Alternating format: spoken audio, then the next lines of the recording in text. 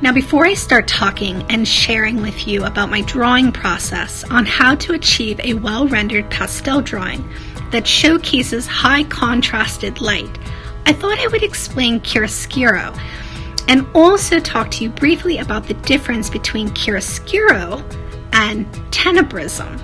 Okay?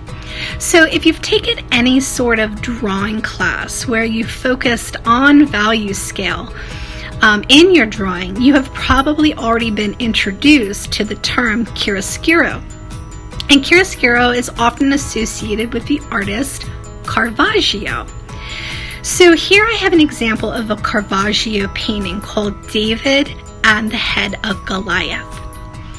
The painting was completed in 1610. Okay, so chiaroscuro is the use of strong contrast between light and dark, where the illusion of light comes from a very specific source and shines on the figures and on objects. So when we look at this Caravaggio painting, we can definitely see a conveyance of drama through the light source because that light source is so strong.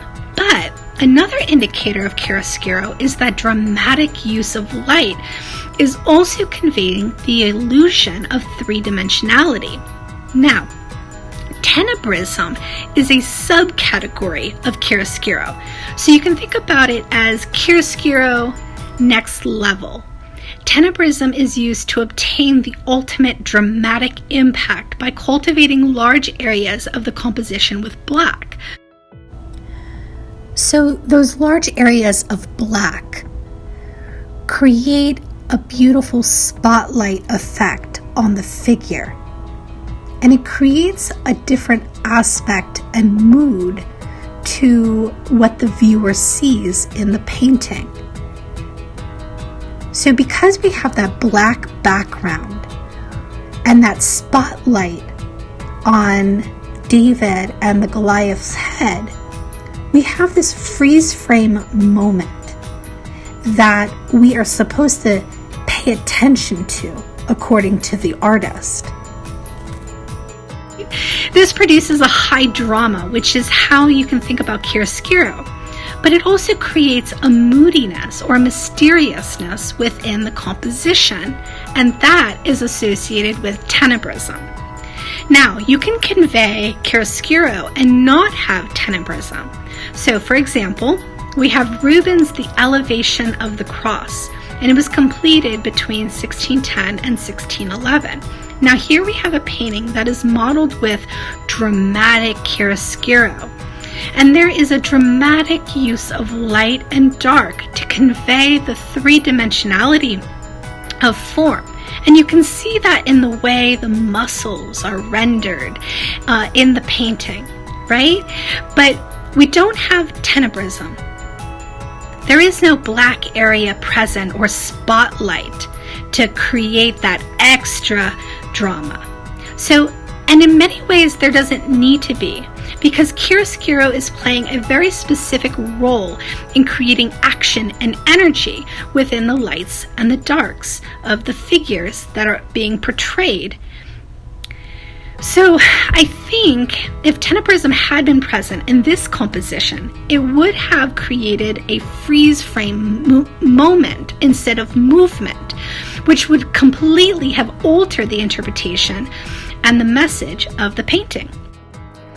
It's always really important to have a really good source photograph. So I obviously could not hold my hands against my lips like that for as many hours as I was working on this project. So I had a source photo that I was using, and when you do your photographs and you want to have that very tenebrism format, make sure that your spotlight is very bright, you're very close to it, so that you can convey those really dark backgrounds and create a lot of drama. This is a very easy setup that I did with a desk lamp.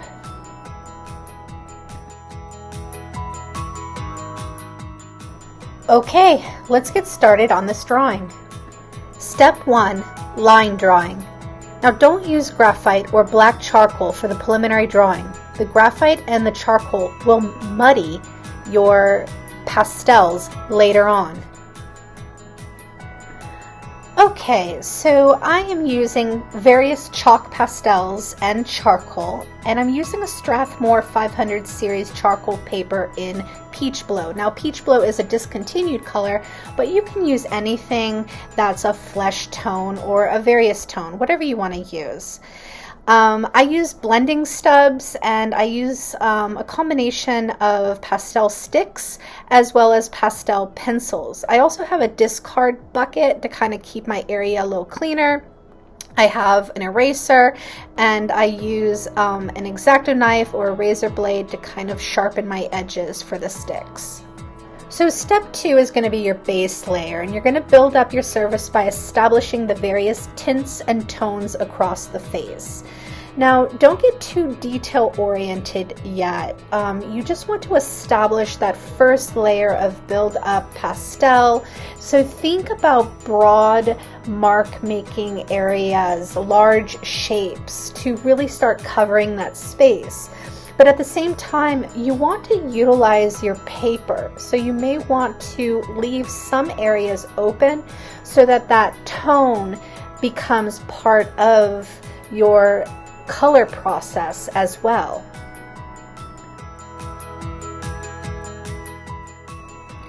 When you use your blending stub, you're going to get a lot of pastel residue, and that is a great opportunity for you to utilize what's on the blending stub. Your pastel chalk will go a long way, and you'll get a very soft blend if you use your blending stub residue. So I'm just now starting to build out the nose. There's a lot of shadows involved in building out the nose with the shapes. And I'm going to be perfectly honest with you, I will go back and forth on this nose, erasing and reworking and reestablishing. So don't feel like you have to get a certain area or a certain feature right the first time. Good drawing takes time. So allow yourself to get up and leave and take breaks if you need to. Drawing is a process, and building up the surface, building out features, that's going to take time, and it's going to take effort, and it's going to take some practice. But you can get it done. You can do it. So I'm going to start bringing out the eyes, but I'm going to keep it very general. I'm not going to worry about details or giving the eye the most perfect, realistic look yet. I'm not there. I'm just trying to get that first layer of drawing the eye out so I can start establishing the shadows around it. Another thing I want to mention is that when you're working in pastel, it's a good idea to have a cover sheet. Just a piece of paper that you can rest your arm and your wrist on so that you're not smudging all of your hard work as you move your hand across the paper.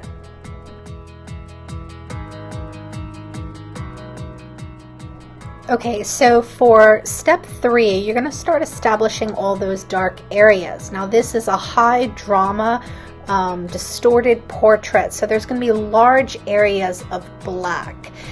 And the hair is very dark as well, but you want to really focus on the broad shapes. Get those established, get those layers really beautiful and dense, and then you can start looking at details. Something that I want to point out is that I am using a clean paintbrush to blend the edges of my really dark areas. This is going to create really soft blends with my dark blacks and kind of give a really gorgeous transition that is very velvety across the skin and back into the shadow.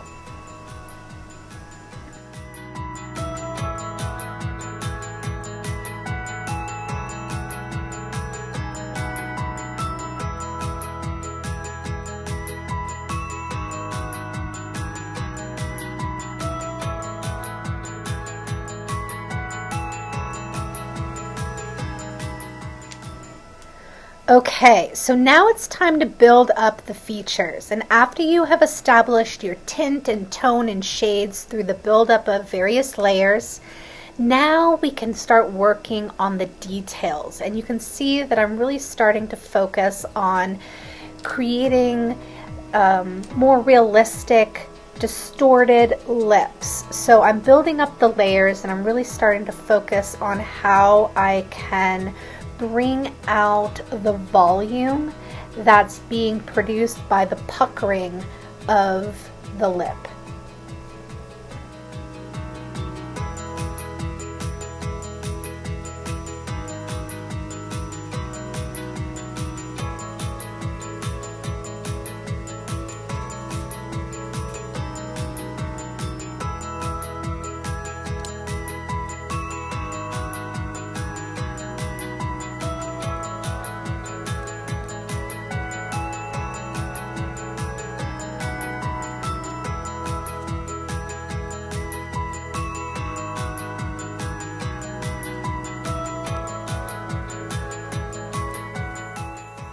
So here I'm going back into the dark areas with my brush, and this whole process is going back and forth,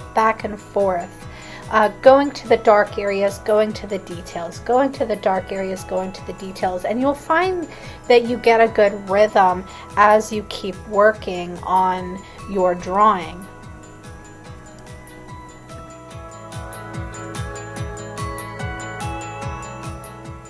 Just as I did with my dark areas and my hair, I'm going to establish large shape areas for my clothing, and I'll go back in later and establish the details and the folds and the ribbing in the wrist.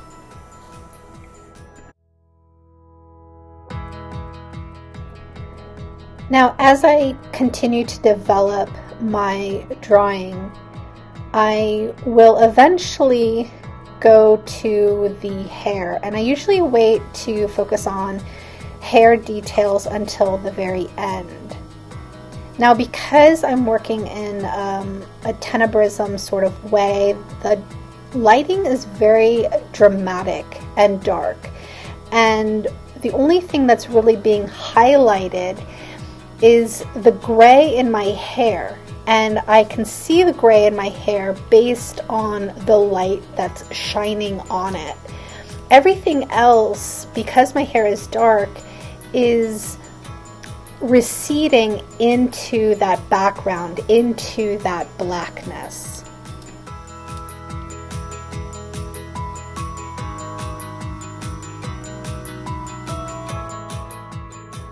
Okay, and here is the finished product. To create a distortion in the portrait, I squeezed my lips together with my hands, and I used very severe dramatic spotlighting to create those heavy dark areas in my source photograph. So I was able to produce a really beautiful, mysterious, slightly awkward, distorted portrait using pastel on a tone paper.